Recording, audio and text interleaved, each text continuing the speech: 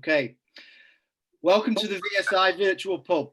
I'm Tony Fortner, Director of VSI Executive Education. Let me give you some background with regards to why we are sharing a pint this evening. Last week, myself and a few colleagues from the world of sport were texting each other, feeling a little sorry for ourselves with regards to the current situation the world finds itself in. I said, let's have a pint. They said, how? I said, Skype, 5 p.m. But on one condition, you must bring along a pint. For 2 hours, we talked sport, games we'd played in, games we'd played against each other, tournaments we'd traveled to all around the world, and shared a tipple of our choice. We did nothing but laugh, and we had a top night. We talked about fantastic memories, experiences that sport has given us. From this, the idea of the VSI Virtual Pub was born, where VSI will create a platform for sports psychologist Michael Caulfield, the landlord of the pub, to interview guest drinkers from around the world of sport. The purpose is simple. Let's have some fun. Let's share some memories, tell stories, and have a laugh. During this period of social isolation, it's important to connect. It's also important we understand the positive role that sport plays in communities around the world. Sport is the fabric of communities around the globe. And with this in mind, landlord, it's all yours. Thanks, Tony. And my old mate in the background here, welcome to the Shankly Arms. I've just decided to call this pub, Tony, the Shankly Arms, because that dog never walks alone and we will walk again one day. Tony, you're right. We're living in a different world at the minute, a world we don't recognize, but a world we thought would never exist. The real world has been put on the back burner. And we've got this virtual world, and we've got two choices. We either sit and sulk, or we make the most of it in the next few weeks before the world comes back to normal. You're right, Tony, about sport. I'm a sports psychologist, and I would go about 33 million to 1 that one day a sports psychologist like me would interview Stuart Pearce in a virtual pub called the Shankly Arms, but I didn't get a bet on. But we are going to speak to Stuart in a minute. But sport is important to me. It virtually saved my life. It might have saved Stuart's life in a different way. And I think everyone listening tonight will understand the role of sport. I'm not just talking about Liverpool eventually being crowned Premier League champions. I'm not talking about the greatest teams in the world, but be it your kids, be it villages, schools, communities, cities, towns, clubs, countries. For me, it's the glue of the country. It's the story. It's the story that kept on giving until now. And if we can resurrect a bit of sport this evening with one of the great people in sport, we've done our bit. We shouldn't be embarrassed about sport. It really matters. At the minute, we're limited in our exercise, we're limited in our movement, and sport is nothing but a force for good. And we shouldn't be embarrassed about it. It's not priority now, because what's priority now is people looking after other people and the health of the world at the moment. That's the most important thing. But one day this storm, and it is a storm, will pass and sport will come back. And we'll have something to argue about, something to debate, something to look forward to, something to fall out over. But sport matters. And the people who play sport, coach sport, watch sport, professional, amateur level, do not underestimate that it really matters. And in this pub, for the next half hour or so, we're going to talk with one of the greats of sports, Stuart Pearce. And hopefully, Stuart, you've got a little drink down there, which I bought you earlier. You there, Stuart? I certainly have. Sadly, gentlemen, I'm a teetotal, so I've just got a lemon. Yeah, well, I've got a little bit of a stronger lemon, but I'm a landlord of the pub, so I'm making the rules. And Stuart, first and foremost, how are you and where are you in the world tonight? Well, seeing we're in the Shankly Arms, I'm in the Clough Snug, which is just around the corner, okay? Which is a little side room off of your pub. I mean, I'd take the Clough Snug room. If that's all right. Yeah, and if this is a pub and we're having a little lime juice together, I did meet Brian Clough when he was manager of Nottingham Forest before you got there, Stuart. And my father took me to meet him on game day. They were playing Everton. Duncan McKenzie was up front for Everton. And I walked in and I looked like the sort of lead guitarist of a band called The Sweet or Slade from the glam rock days. And I walked in and Peter Taylor was to his right reading The Sporting Life, the late great Peter Taylor. I think he had a glass of scotch on his table. Brian Clough had his green tracksuit on. He looked up and he just went, "Young man, get your hair cut, put a tie on and get out." So at that point, I just turned away. And as I was walking out the door, I said, "Come back, come back, come back." He said, "I meant what I said, but how are you?" And he put his hand out. And that was my one little My one little moment with the great man of Brian Clough. I think you probably got a few to better that, though, haven't you? Well, you're just fortunate that he gives you the shout to come back again, I think, Michael. You know what I mean? I've been shown the door, and those words behind me never come, you know? Yeah. Stuart, I did have a few topics lined up, but as this is a proper pint already, we can ditch that. What impression did Brian Clough leave in your life? You would have been 85 last week, by the way. What did he do for you as a man? Not a footballer. What did he do for you as a man, Stuart?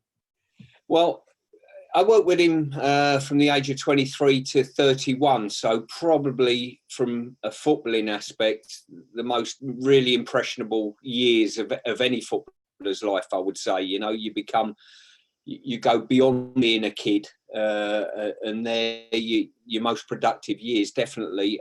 I think probably he always kept you on your toes. You know, you never for one moment, and bear in mind, you know, 7 out of the 8 years I worked for him, I was his captain, but I never sort of trusted him not to make an example of me and leave me out the team at any given time. You know, that was one thing. So he never made you feel comfortable in many ways, the footballer for him. And I think simplicity, really. He kept things very, very simple. And sometimes without spending hours on training pitches, just a word during a half-time team talk, you would go home and think about it all weekend and come back. You know, I know you're sort of in racehorse country, and I remember we had horses with Jenny Pittman once, and I remember Jenny saying it's like young horses. You teach them, and then you turn them out, you know, and when they're out in the field, they think about the things that you're trying to teach them, whether you're breaking them in or that type of thing. And he was very much like that, to be fair, that sort of mentality, you know, keep it simple. You know, if the penny drops, brilliant. If it doesn't, he'll move you on. Would he survive now? Because the game is different, Stuart. It's better in many ways, but it's different. Would he survive now with the world of data and innovation and science? Would he have adapted, do you think, if he was in his prime now? Yes, without a doubt. Both him and people like him, Shankly. Football has not really changed, to be honest with you, over the years. We've brushed it up a little bit. We've got psychologists involved. We've got, you know, dietitians involved. You name it, someone's got a job in football. But the bottom line is, on any given Saturday, it's 11 against 11. It's ones that have got the moral courage to take the ball under pressure, and all of those basics that the likes of Clough and Shankly instilled, that hasn't changed a great deal. You know, we've brushed it up a little bit, and we show it on television, and we talk about it on radio, and we talk about it to the nth degree. But the likes of Clough and Shankly, I think they were the first psychologists in football. I really do. You know, they knew the art of man management, and they were fantastic at it. And most managers that have been very successful in the game are great man managers. That's why I called my dog Shankly, because I thought Shankly was a great leader. I think he was the godfather of psychology, along with Bill Nicholson and Jock Stein and Howard Kendall from Managers Gone By. And they were genius psychologists. They didn't have the title after their name, but they got people and they could adapt to people. And I defend them. I think if they were young men now, they would be leading the game now in the way in which they did then. But Stuart, can I ask you, and this is completely now, I thought this has gone somewhere else already, because we're having a drink in our local. Would you adapt to the modern game? Would you enjoy playing now in the current era? Without a doubt. The one thing, I got to ask a question some time back, and someone said to me, would you have loved to play in the modern era? Thinking the finance was the one thing that I would probably throw out, or wish I was playing, I'd have got paid a lot more money. I said, yeah, not for the money, though, for the sports science, for the recovery, all of those things I think could have made me 5% better than I was. And I come from an era where, because I come from a non-league background, I knew I had it all on to be professional, to stay at that level and beyond and progress. So the one thing I always felt as though I had to do was to be more professional than my peers that were on the pitch at the same time as me.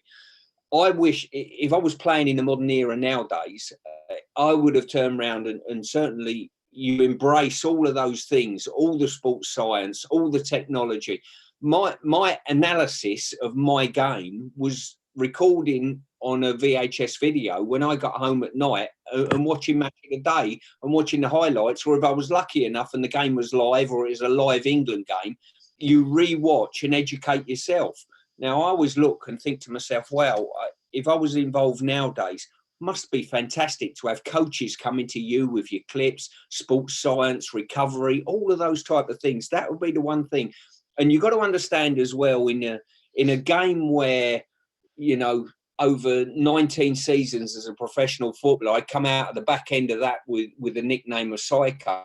But on the grounds of the way I played the game, potentially, I was only ever sent off on 5 occasions. So that is someone who is a bit more cold calculating than an idiot that's got a reputation or a nickname that goes before him. And that's what you've got to do. You've got to change with the game. You've got to be bright with the game. And I'd like to think in my time as a player, whatever come in, whatever new fad come in, I would try it if I thought it would improve me as an individual. And Stuart, listen, you're part of the national heritage of football, but the players now, I find, and this, by the way, I like current players. I find them engaging. I think they're bright. I think it's still the greatest meritocracy in the world. The one thing I worry about them, though, is I think they've got more distractions out there in terms of voices, because the voices you heard were your coach, your manager, Brian Clough, whoever it may be. You might have had the back pages. You might have had Match of the Day and someone talking about your Match of the Day, but if they want to, I think a lot of them still do, they've got a lot of information coming their way. They use their own media accounts to put their own message out. We see it today with Jack Grealish, again with his thing over the weekend. How would you have coped with that almost intrusion into your life? Because it is out there. It is different now, isn't it? It's very much different. And to be fair, I applaud the modern day player, how they deal with all the distractions that are in the game. But what you've got to understand, you've got to do what's right for you. And you've got to have enough mental strength to deal with that. Personally, it's like myself.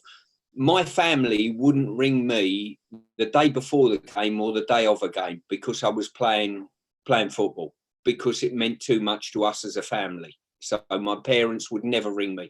Even if there was a crisis in the family, they'd wait till after the game.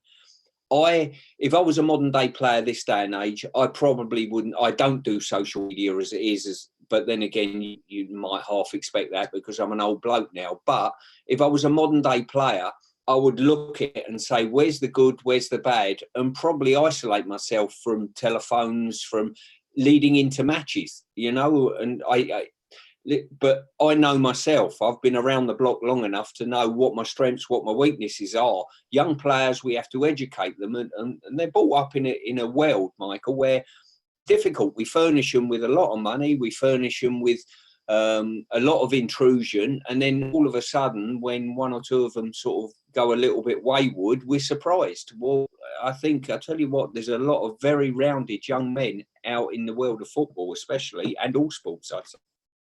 Yeah, I find athletes and football in particular engaging because I look at the map of the world behind you. I'm involved, Stuart, on a one-day a week level with Brentford, and I think we've got 17 different nationalities in the squad. I think we've got 21 in total in the entire club. We only run an A team and a B team, no academy, but I think we had 21 players going to different nations at the last international week, and I look at Jadon Sancho now. You know, I think he's broken the mould for the British play. He's gone abroad. He's playing in Germany, and others are going. Looking back, would you have enjoyed to go abroad and broaden your horizons? Because you like travel, don't you? You did like travel until the current restrictions, but you found traveling expanded your mind, didn't you? Without a doubt.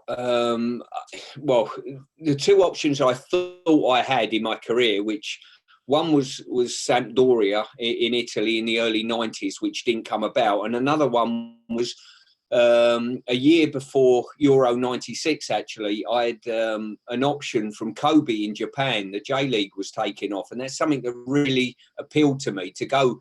I think they just had the earthquake in Kobe not long before that, and the opportunity to go to somewhere like Japan that was so culturally different to England really appealed to me. But the financial situation, and I would have had to get us free from Forest to go there. But the big thing for me would be travel. I mean, I've always loved travel ever since I was a kid. One of my ambitions as a youngster would be to visit every country of the world. I mean, I've been, well, a year ago I was in North Korea on holiday, which was fantastic. Can you go to North Korea on holiday? Yeah, I tell you what I don't like, Michael, I don't like being told by my television or by my radio what countries are like and what people are like in those countries. And every time I go to a certain country, it changes my mentality of the people in that country. And we hear a lot about North Korea and what North Korea's like or what it isn't like. And very few people have gone there. So I ended up going there just over a year ago in February. Sensational. I mean, the capital's very Art Deco, you know, very colourful buildings. Yes, there's a lot of lockdown there, but the people, they want unity with the South Koreans, which surprised me. I thought they would want their own isolation type thing. And they were really, really embracing the people we spoke with. They're fantastic, honestly, really enjoyed it. And unless you get out in the world, and this lockdown, I think, is going to change a lot of people's mentalities, and they've got a lot of time on their hands to view how they live their life. I think a lot of people. I mean, I shared this with you, didn't I? When we spoke together, I have this list. It's on my fridge. That's it. I was going to ask you about the fridge list. Yeah, this list gives me an indicator. I've got 3 columns on it. One is things that I want to do at home. One is travel in the world, and one is gigs and shows. And every time something new comes up, we'll put it on the list. So it's in our memory all the time. So, you know, going back, I've done 2 cruises in the last year. I think we'd work on sort of 4-month cycles with the list. Yeah. Then we renew it and put it back on the fridge. But it permanently makes you look to do different things, you know. So I'm bang into music, obviously rugby with Warrington, and travel. And they're the 3 major topics in my life. And we got this list, and it spurs you on to go out. And it's not just doing things, it's the interaction you have with people. And people are going to find that now, after months and months of isolation, they're going to sit there and view, they're going to look back at their previous life and say, wow, anything could happen. This has just shown us, this situation's shown us anything could happen in the world tomorrow, and we have not got a clue what that's going to be. And I think a lot of people are going to reassess their life going forward. Yeah, if I can ask, because one of my questions on my bit of paper here was what's on your fridge. But before I do that, just what's the last 2 weeks, 3 weeks done for you, Stuart? Because we're all reassessing, we're all rethinking. Because we've got the time, we can't leave a front door barely. What's it done for you? As a, you know, I think I'm a bit older than you, but I think there's certain birthdays you won't see again. You're looking great, Nick, by the way. But what's it done for you the last few weeks? What's it made you reappraise? It's strange. I'm one of those people that sort of, whenever I've been away with a team on, you know, at major tournaments or whatever, I can spend 6 weeks in a hotel, get into a routine and be absolutely happy with work, you know, with my teammates, or being in isolation, get into a routine. So I just sort of almost take it as a matter of fact. We're at the start of a very long lockdown, from what I think anyway, but I'm not fazed by it at all. I'm fortunate that I live in the country a little bit, so I'll jog around the block or cycle around the block or whatever, go in the garden, that type of thing. But I'm quite happy with my own devices. It gives you plenty of time to get jobs done that sort of loads of people are at it now, doing things that you probably think, wow, I've put that off so long, now's the time to do it. And in all honesty, I'm quite happy getting in a routine each day and ticking by. And, you know, I think that's a mentality a lot of people have got to get in, you know, get that routine in their life and tick on. I think the one thing I've always write down every day is routine. I think sports people crave it. I think you miss it when you don't have it. Yeah. I think sticking to a routine, even in this weird time, is vital. And I was going to ask you a cheeky opening question, because I've been dying to find out since I chatted to you briefly last week. How are your potatoes doing? Because you were planting your spuds last week. Spuds are in good nick. They're all in at the moment. You know, I'm going to be like, Michael, I'll be like one of those Japanese snipers after the Second World War, you know, where you've got to knock on my house and I didn't realise the war was over and the restrictions will be lifted and I'll be here another 6 years, you know, waiting for my potatoes to grow maybe, you know. But they're all in, they're all planted. it's something that to be fair, before this lockdown, I used to hate gardening with a passion. Now I quite like going out and pottering around the garden. It's unbelievable. It's changed our mindset in every way, isn't it, so far? It certainly has. I think a lot of people have reassessed. They've looked at things that they thought were certainties in their life and realised maybe they're not.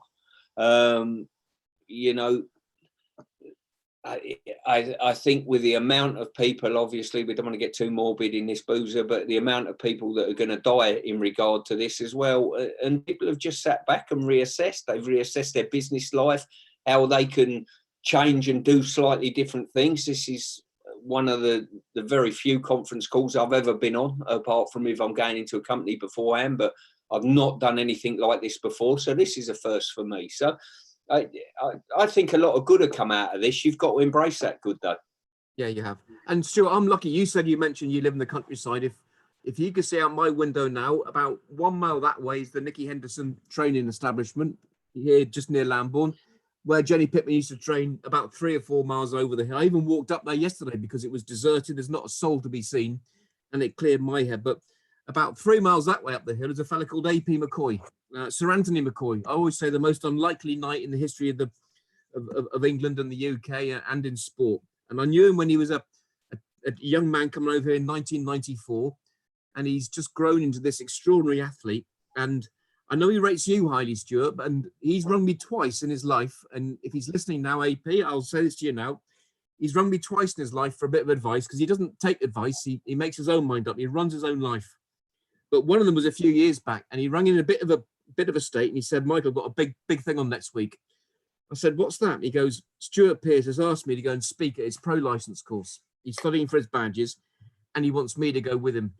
And he's been nervous twice in his life, AP, and it wasn't the Grand National, it wasn't sports personality, it wasn't leaving home. It was to Arsene Wenger asked him to address the Arsenal squad a few years back, and that broke him. And the second time was speaking at your pro license course. But you asked him because you rate him. And I noticed today that Stuart Hogg, the Scotland fullback, said his hero in sport is A.P. McCoy. Now, I know him I've known him for 25 years, and he's just across the hill there. What made you think of A.P. McCoy just to bring into your pro license course? What could he offer football, and why did you bring him in? He'd ridden, before I asked him to come into the FA, he'd ridden a couple of horses that my ex-wife used to have. So I sort of got to know him and got an insight into his personality and his strength of character. And I thought that him coming into the environment of football, he could pass on the knowledge. And if I was to pick two people, let's say, that I admire and the reasons why I admire them, AP would be one of them. The other one would be Daley Thompson. And Daley Thompson grew on me, not by being an absolute sort of legend at what he done, was when he copped an injury. I think it was in the 84 Olympic Games. And he was in about 4th or 5th place, but still banging out his best possible performance. And I thought, you're used to winning all the time, but when victory isn't coming, you're still whacking out a performance that is best as you possibly can be and giving your best. A.P. McCoy was exactly the same. He's had such a strong mentality for wanting to deliver his best performance against the odds that jump jockeys have to face. You're talking injuries, you're talking 1 in every 10 rides, I think they get power drived into the floor. Oh, yeah. Your diets, restrictions they've got, all of those things. And he delivered a level of performance that he was brilliant at. But I remember talking to him at the back end of his career as well. And I hope he don't mind me sharing this with you. And I used to say to him about sort of, carrying on and winning and that type of thing. He said, I go in the jockey's room, and he said, I look around, and he said, there's no one else in there that's going to take my crown. And I thought that level of excellence that he made himself achieve come out of professionalism. And anybody that the biggest frustration I have, Michael, in my life is people that have been blessed with a talent and don't utilise it to the best of their ability. And probably we all see a little bit of ourselves in some of these sports people. When I'm looking at Daley Thompson, I'm looking at AP McCoy, and I think to myself, wow, these boys have maximised every ounce of ability. So at the end of their careers, they can't look back and turn around and say, you know what, if only. There's no if onlys, you know what I mean? And probably I've got a little bit of that in me in some ways, not to achieve the standard that those two boys have done, but to turn around and say, you know what, hand on heart, I couldn't have done any better. With all the sports science available to me, I couldn't have done any better.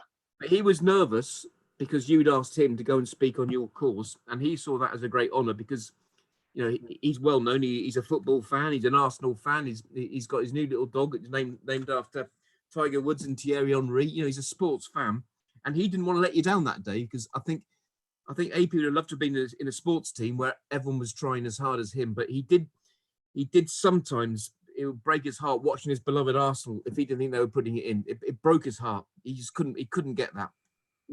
That was probably one of the big fears I had when I went from playing into management is, you know, will the group in front of you give as much as you know you have? The sacrifice. It's a sacrifice behind the scenes. It's not the nice days, the victories and all of that, and the little bits on telly. And that's not what sport's all about, and that's not what life's all about. It's what goes on behind the camera and behind the scenes when no one else is looking. The sacrifice, the injuries, the bouncing back, the defeats. Yeah. That's what makes all of us as people, I think, you know. Yeah. Would you, if I could, and sport will look a lot different, Stuart, in 6 months' time. I think football will look really different in 6 months' time. I just can't see it coming out the other side the same as it went in. I just can't, even with the finances and etc. If the opportunity arose, because the world will be different in 6 months' time. I know this is a corny question. Would you go back in and have another go as a head coach? I've never turned around and said that my life as a manager is finished. I think that's folly to do that. You know, you never know what's around the corner. Certainly, the last couple of weeks have been evident for that. And yes, I've probably got more experience now than I ever have in my life. You know, I've got, you know, an Olympic Games, 4 tournaments for England behind me, managed at City and a couple of other jobs, you know. So I would not be against it in any way, shape or form. But listen, you never know what's around the corner. I really enjoy my life at the moment. I do, you know, as you know, a lot of leadership, motivational speaking, going to companies, and I enjoy that challenge, you know, that challenge of walking into a room. I've got quite a diverse life at the moment because I do a little bit of coaching down at Portsmouth when I have spare time to do so. A couple of weeks ago, just before the shutdown, I was at Forest with the under-23s and took a session there and really enjoyed that. So I do quite a diverse bag of stuff, which I really enjoy. And every time you walk in, you know it yourself, you put conferences on. Every time you walk into a room, there's a whole expectation of, right, okay then, what are you going to tell us? What do you know about our company? That type of thing. And for me, that's a great challenge. You know, if I walk into any company, if I work for a chain of sports people or a bank or whatever it is, you've got to engage with them and you've got to show these people that you're not only imparting your experience on them, they've got to know that, hang on a minute, he's took the time to find out a little bit about our business and he's got a slant on our business, you know. So it's not just the total, and I quite enjoy that as part of what I do at the moment. I quite enjoy the diversity of it. Do you get nervous because every time? Because you're good. I mean, if I put a football in front of you, you know what to do with it. Yeah. When you're speaking to 400 corporate leaders, listen, and post this situation, it might be even more in need. Do you get nervous doing that, Stuart? Or do you just walk into, I'll tell them a few gags and get on with it? Or do you put more into it than that?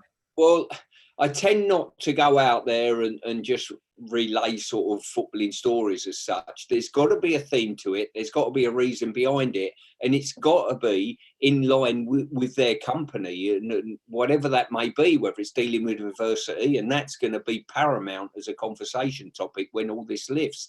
But the answer is yes, I always do get nervous. I always got nervous as a player. I could go and play a testimonial game now and be nervous to go out and play because I'm internally driven and I would want to deliver the best I possibly can. I want to go into a room of people and I want everyone to, what I want, I don't want to come out and feel good about myself. What I want is all those people to come out and say, you know what, even if it's just one thing I've said to them that's made them think about their own job, go into themselves internally and then say, you know what, I'll tell you what, that's really helped me. That's why you do it. I'm sure that's why you do it when you put conferences on as well, Mike.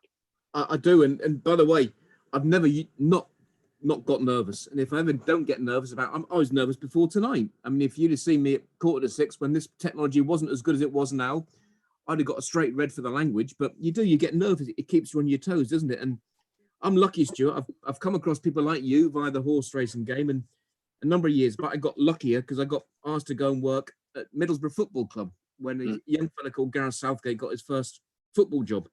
And I just heard today that they're going to put the whole of Euro 96 back on the telly in a few weeks' time because we've got no sport to watch. But you say you get nervous. Now, I've been knocking around a fair bit of time, Stuart. We're having a pint in the Shankly Arms tonight.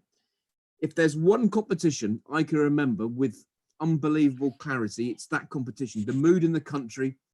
I think it got to the point we could barely cope with it because there was, I mean, a week ago today, we sat down at 8:30 and watched the Prime Minister give us the news that the country was having to go into more restrictive measures. I won't use the word beginning with L because it breaks my heart, really. But still, I noticed that about 5 million people watched the Euro 96 games than watched that broadcast last week. And that was affecting our lives. So you say you get nervous. How do you cope with playing at that level? Because there'll be a lot of coaches now and managers listen to this and a lot of people in sport. How did you master the art of managing your nerves? Because in Euro 96, to this day, I've never known the country in such a hyper state, far more than last year against Russia, because that was a party and throwing pints at each other. Euro 96 was on edge, wasn't it? We were up for it. How did you cope with that? Quite often, coping strategies, which sort of I know work for me, which are how do the opposition feel? That's always a big one for me. So every time I think I feel nervous, and I do every time I go into any form of competition as a player or a manager, I always think to myself, hang on a minute, what's it like being in their dressing room? You know, how do you think they feel up against me? That type of thing, or coming up against our team. That's always a big leveler. Also, as well, probably over my career, it's what's the worst can happen? Ask yourself that question all the time. You know, I've stood up and took the odd penalty here and there. What's the worst can happen? Well, you either score or you miss. Well, it's not life or death, is it? Let's be quite honest with you. And just putting things in perspective a little bit. But then again, I always like, it's probably how I live my life. I don't like celebrity. I dislike it with an absolute passion. I could never live a life that isn't a normal life, so to speak, and probably just put things into perspective like that. Where you talk about after the penalty in Euro 96, the following day, I was at Finsbury Park watching the Sex Pistols. You know, that is what life's all about. That is normality, and it is putting it in normality. And sometimes when people revere you or whatever, because what you do, I always look at it like this and think, they don't look at me and think that I'm a top bloke. That they just associate it with a job. It's like being Prime Minister, basically. You get a lot of shit with being a Prime Minister. You're still the same person as you were the day before, as you were the day afterwards. It's just how people perceive you. And you won't believe this, Stuart, because you look at me now on screen, and I hope the technology is still working well. I don't look like your normal Lancashire lad, but my old dad, still missing now. He was born and bred in St Helens.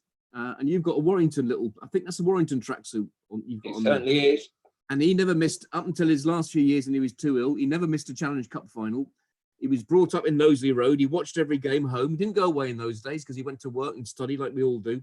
But rugby league was his passion. And he always said to me, Mick, it's the cleanest, best sport in the world, because he goes, the fans respect each other, the players respect the game, they respect the officials. And in many ways, Stuart, I still think it's the best run or the best managed sport I've come across, because there's an unbelievable level of respect there. But you've got a Warrington tracksuit top on. How do you get into rugby league? And that's one of the questions here from one of the listeners here, saying what drew you towards rugby league, and what have you learned from rugby league compared to football? the first meeting I had, I liked the story with Tony McCoy. I asked Tony to come in and present on our pro licence. There was a fella called Tony Smith, an Australian rugby league coach, who was coming in and presenting on the pro licence. So I'd done mine some years earlier, but I was working at the FA at the time, and anybody that come in, I would always turn around. If I hadn't seen them, I would go on the course to listen to a new speaker, whether it be inside sport or outside sport. I bumped into Tony Smith. It was a hotel down in Reading, and my expectation of this fella was a hard-nosed Australian involved in rugby league. So my expectation of what I thought he was going to talk to me about was blown out the water in the first couple of minutes. He talked about process during the week was the most important thing. The result wasn't important. He was quite lightly spoken as an individual. He had real good man management skills about him, and he spoke brilliantly. And at the end of that, I went over to him and said, "Look, Tony," I said, "you don't know me. My name's Stuart Pearce." I said, "Would you mind if I come and watch your team train?" So I went up to Warrington, and that must have been maybe 10, 12 years ago now.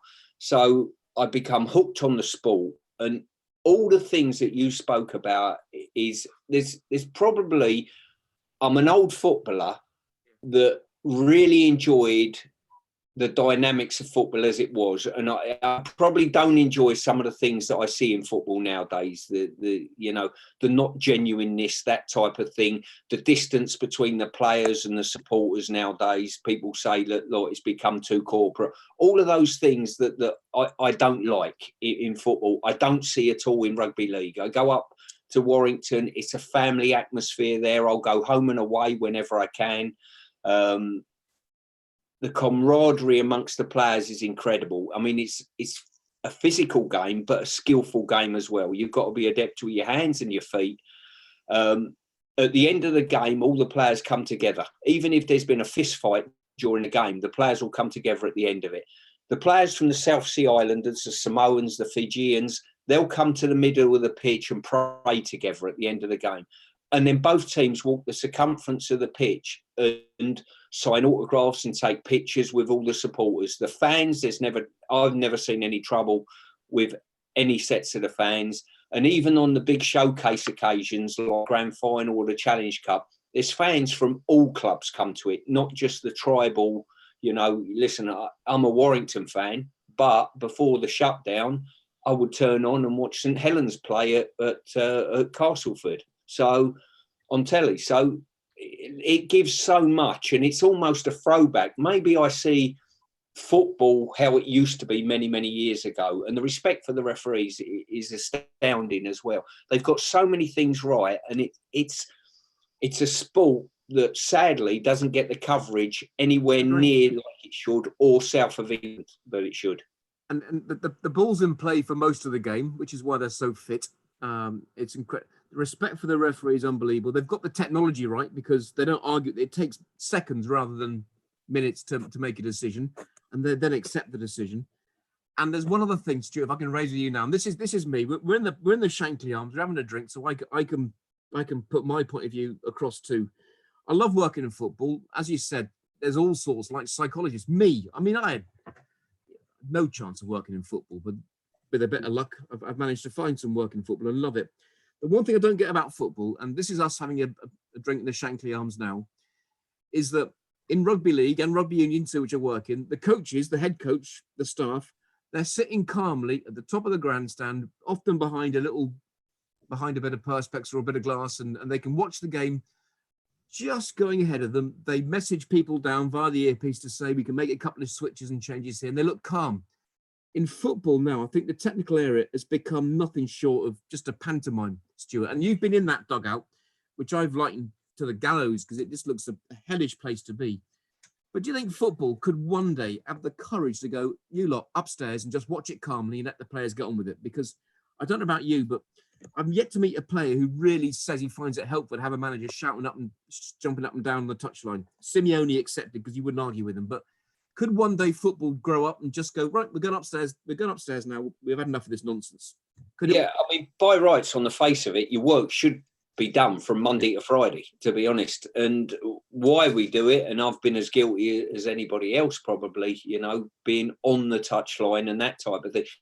And if someone said to me, where do I want to watch a game from to get the most out of it and understand the tactical approach from both teams, will be up top. Yeah. So it's folly, really. And it's being divorced from your team that is the big worry for everyone. And it shouldn't be that. And can I just share this with you before it goes out of my mind? I'm just going to go back to the rugby leagues. You talked about the analogy of rugby league. The week before the season was due to start in rugby league, Tony Smith, who we've spoke about, is now the head coach at Hull KR. One of his players, a Samoan called Mosi Masoa, they played away at Wakefield, and within the first 2 minutes of the game, he got hit on his chin, I believe. I hope I got the facts right. He got hit on his chin by his own teammate that drove his head back and snapped his spine. Now, he'd already had 2 vertebrae replaced in his spine with silver discs. They said to him, they took him to Wakefield Hospital, a spinal hospital, and said to him, he probably wouldn't walk again. He certainly is not going to play rugby again. I went up to visit him a couple of weeks ago on my way to a gig in Nottingham, met Tony there and saw him. He was the most cheerful, positive man I have ever seen. He was sat up in a wheelchair. This is a man that they said, you know, no feeling from his neck downwards. He was cheerful in his demeanour. His influence on those around him in the ward was incredible, honestly. Tony posted me about 4 days ago some footage of him. He was in his wheelchair in the gymnasium, which he goes into every day. He got out of his wheelchair on his own fruition. He held himself up on the bars and he walked. And that was 3 or 4 months after breaking his neck and being told he potentially might not walk again or certainly never play again. Amazing. And I think to myself, wow, rugby league can throw an individual up like that, that's got that strength of character that this wouldn't be seen. If this was probably in our profession in football, there'd be a documentary about it. And it, you know, in rugby league, no one knows the name. Unless you know rugby league, you wouldn't know Mosi Masoa. Yeah. And it needs to be out there for people, especially in the crisis we're in, Mike, to turn around and say, wow, the strength of character, but not only strength of character internally, what he gives to the outside world and those people around him that have suffered a similar type of thing, and the inspiration he gives them is quite amazing. It was brilliant, honestly. How was he okay when you saw him a couple of weeks back? Was he as cheerful as ever? And amazing. I mean, I've seen him. I've only been in the hospital once to see him. Tony straight away. Tony had the foresight to say, right, you might be sat in a hospital here, but we want your influence at the club, which was brilliant. So from his bed, he's linking up with his teammates as well and offering advice and help and that type of thing. He was made captain, I think, so a couple of weeks beforehand. So they saw sort of leadership in him, but he's demonstrating leadership from a hospital bed and a ward in a Wakefield hospital, which is great leadership from Tony's point of view, I think. But you've also got an individual who could feel sorry for himself and say, he's got 3 young children, all youngsters, with one on the way, I believe, and quite incredible. His demeanour and his mentality is a shining example for all of us to see. It really was. Well, Stuart, you wouldn't believe this, but my little drink's about to run out. We've got 2 or 3 minutes left. We've had lots of questions in, and I'm going to try and praise you 1 or 2 of them. But this is a selfish one for me also, which is reflecting the questions. This world's going to look a wee bit different in a few weeks, in a few months' time when we come out of this. And I think 2 things bring the world, make it a better place. One is sport and music. Because if your team scores a late-minute winner or a last-minute try and you're sat next to somebody you've never met in your life before, you will hug them, you'll kiss them, you'll do everything with them we shouldn't do at the minute, but you will when you score that last-minute winner. It's the best feeling in the world. Or you go to a gig and you end up watching the great band and you just end up with the people next to you. I mean, you lose yourself for 2 hours. My little collection of old vinyl and CD is down there, and I'm lucky that I've seen the Pistols, the Clash, the Ramones. Ian Dury was 20 years anniversary on Saturday and Sunday. What's on your fridge, Stuart? Because I've been asked, what's on your fridge gig-wise? Because music plays a big part in your life too. What's on your fridge? Yeah, well, let's have a little look what we got. These are bands that are definites that I see if they come on the road. So Mumford & Sons, Stereophonics, Green Day are playing this summer or were playing this summer. Fratellis were playing at Kentish Town, the Forum. That will be cancelled. The Skids, Rod Stewart, the Wombats, the Killers, OMD, James, the Vaccines, Big Country, the Jam, the Stranglers are playing their last ever major tour at the end of this year. So that will be get as many of the gigs as humanly possible in. Jerry Cinnamon I was due to see as well in a couple of months. So a lot of stuff's been cancelled. The Damned were playing not far from me, so I was due to see them. I think they were playing May the 18th. So there's a lot of gigs being cancelled. But last year I done 50 gigs, which includes sort of festivals, that type of thing, you know. So I see a lot of music. And to be fair, it's when I look back and see what's I'm missing now from the rugby, the gigs, the travel, I'm so pleased at times, and Carol will turn around and look at me at times when it's time to get in the car and go up to Warrington on a 9-hour round trip to see Warrington on a Friday night on the M6. And she'll look at me and say, really? Do we have to go up there? It's on telly tonight. I said, yes, we do. It's live. And it's live. It's times like now that you think to yourself, I'm glad I got in that car in time gone by, and I'll continue to do it. And so my last question is, you saw 50 bands, 50 gigs last year, and we've all watched music, and it plays a big part of my life too. Who stood out for you last year? Who surprised you the most? You came over going, I didn't expect they or he or she would be that good.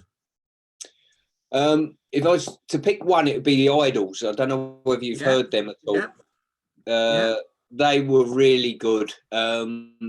Jerry Cinnamon as well. The atmosphere he generates. He's Scottish. I don't know whether you call him folk or not. You know what I mean? But he sort of come on the scene big time. Very small on the scene at first, and all of a sudden, I think he's playing Hampden Park.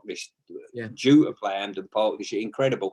But the Idols were probably the one band I would turn around. I mean, most of them that I know and go and see regularly anyway. But the Idols were the one, and the atmosphere with it. I think I saw them at Kentish Town one night, and then 2 nights later they were that good. I got in my car, drove 2 hours up to Rock City in Nottingham and watched them there on my own, you know. So they were that good. Well, the final one is 1980-81. I saw the Give 'Em Enough Rope tour, the Clash, Lyceum, Joe Strummer, Paul Simon, Top Ahead, and Mick Jones. That's the best gig. Even now, thinking of it, I can hear the first chord, the first note. They opened up with Safe European Home. Stu, what's the best gig you've ever seen? Because I'm giving you a ticket now to go back to that gig, and you can just lose yourself for 2 hours in the best band you've ever seen. Mine was the Clash 80 at Lyceum Ballroom. Probably. And I wouldn't say it was the best musically I've seen, but memorable.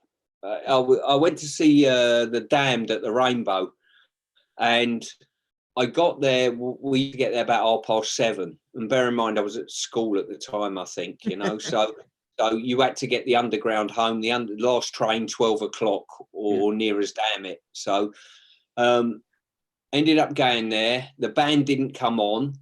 The audience ripped all the seats up because it was an old cinema, ripped the seats up and launched them on stage. So the band are not on at the moment at 9 o'clock. They're not on at 9:30. The crowd are smashing the place up. 10 o'clock, they're still not on. At 11:30, the band come on and say, Dave Vanion's not turning up tonight. They start to play. Dave Vanion runs out from the side, the lead singer. He's got a bald-headed adapter on for some reason. I have no idea why.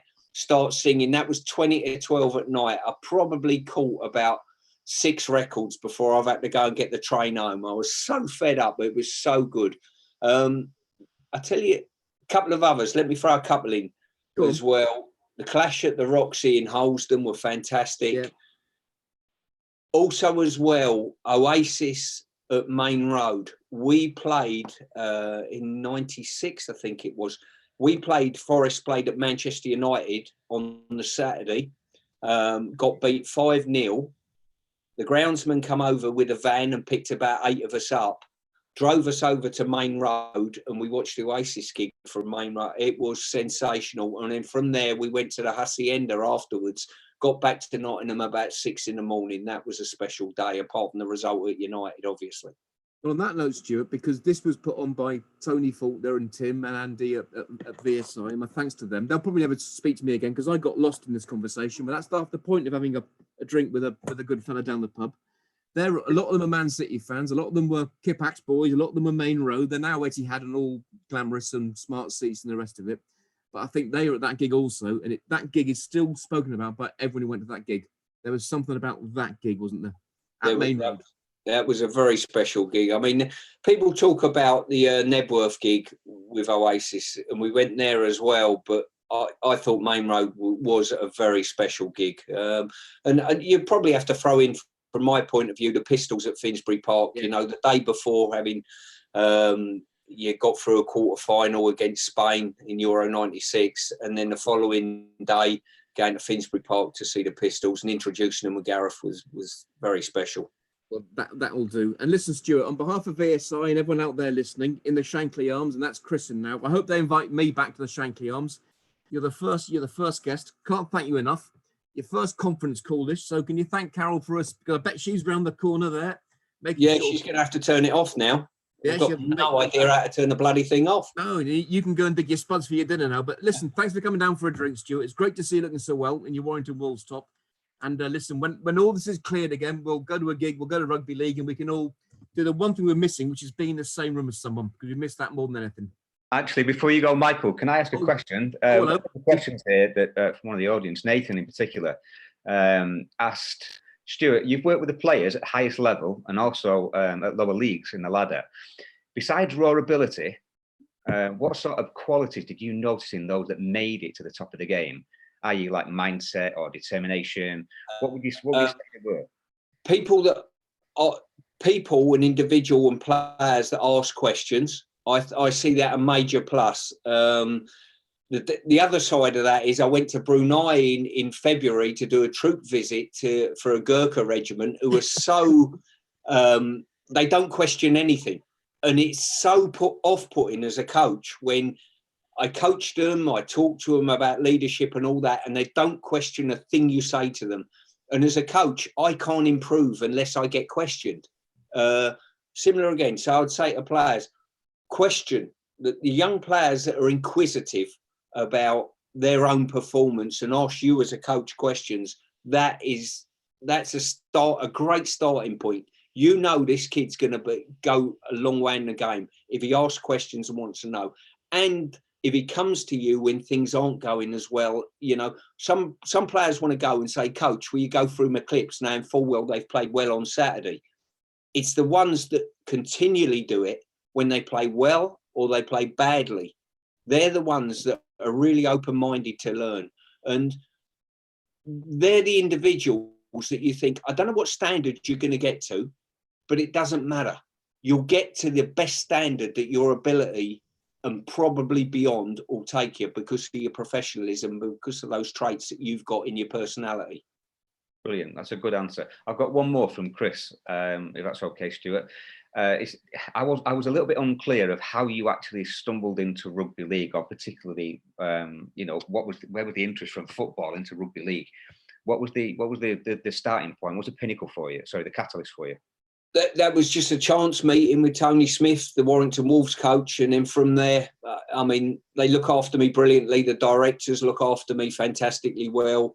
I've been on pre-season tour with them to Tenerife, and it's such a family at Warrington. And it really is. And, you know, a couple of days ago, I keep in contact with the directors there, and the major owner of the club is Simon Moran. And he runs SJM Promotions. He puts concerts on and that sort of thing. I spoke with him a couple of days ago, and he's having tough times at the moment, as we all are. So it's that tightness and community that I love. A chance meeting, yes.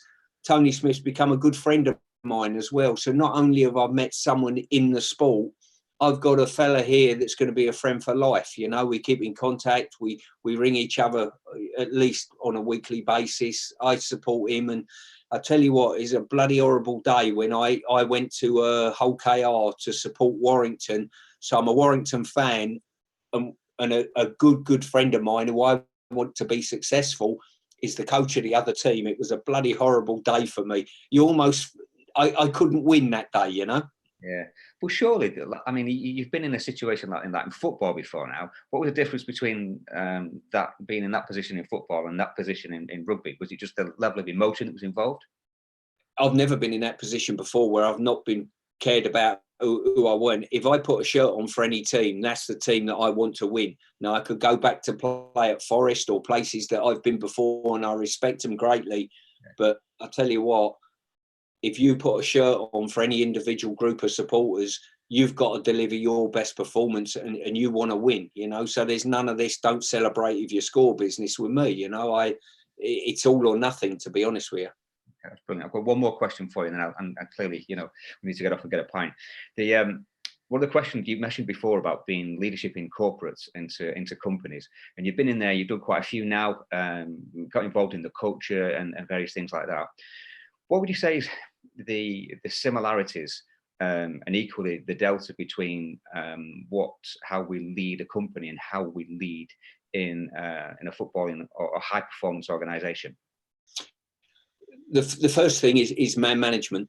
You know, it's setting an ethos, and I think there's a misconception that leadership only ever comes from the top of an organisation. I totally disagree with that. I think it's more powerful when it comes from all runs of an organisation. What I would say is man management underpins everything. That interaction between people, that man management. If you are in charge and you're deemed as the leader of maybe 3-4 people within that, or the top of any organisation, you've got to be approachable. You've got to have great man management skills. The people that I see that are going to be successful in business, you can tell just by their man management, they treat everybody the same, you know, and you've got to be in it for each other. That's the big keys to it. And all companies are different in many ways, but those things underpin everything, whether it be sport, whether it be a bank, whether it be a chain of gyms, it doesn't matter. It could be right across the board. If you've got good man management skills, you'll be successful, I think, and you care about people. And is that you class that as managing up as well as down, and as well as influencing your peers? It's an all-round thing. You don't have to be labelled a leader to influence, as you've demonstrated on many occasions. Some of the most powerful probably examples of leadership I've seen have come from people where you've least expected it, in teams where, you know, I don't know, someone stood up when things are going against you in any given game. Let's say people can hide when things aren't going well. It's the individuals that stand up and say, give me the ball. I remember John Barnes was getting awful abuse at Wembley one day. I was playing just behind him, and he come back to me, and the England fans were getting on his back a little bit, and he was taking some stick. And I remember the words that he said to me, and I'm going back into the late 80s now. He said, next time you get the ball, give me the ball. And I looked at him with so much admiration. That's leadership, you know. Yeah. You know, that's responsibility, that's leadership. You throw as many words as you want at it as you want. He delivered. He said, he sent a message back up to the terraces and said, you're not going to put me off playing for England. And I thought, fantastic. That's leadership. Yeah, what a great story. I'm going to hand you back over to Michael to kind of wrap this up. Thank you for answering those questions. Really appreciate it. Enjoy the time. Michael, back to you. Thank you, Stuart. We've done a bit of Fergie time there, because we said it would finish just before 7, but we've just over the limit. But I think we didn't mind doing that at all. And listen, thanks for the insights, thanks for the stories, thanks for the lessons. And I think you ended up there just spot on there. Just give me the ball, because I think in this situation, the responsibility lies with all of us to help us clear this up, because we've got to behave ourselves, we've got to listen to the rules, we've got to respect authority and get back on the road as soon as possible. So Stuart, on behalf of VSI and the Shankly Arms, thanks very much to you. Thanks to Cara around the corner, and we hope we're all back out there enjoying sport and music again soon. So Stuart, thank you very much indeed. My pleasure, and good luck everyone who's out there. Keep safe, everyone. Thanks, Stuart. Thank you. Thank you. Bye. Good night. Cheers. Take care. Last orders. Bye bye now. Bye bye. Yeah.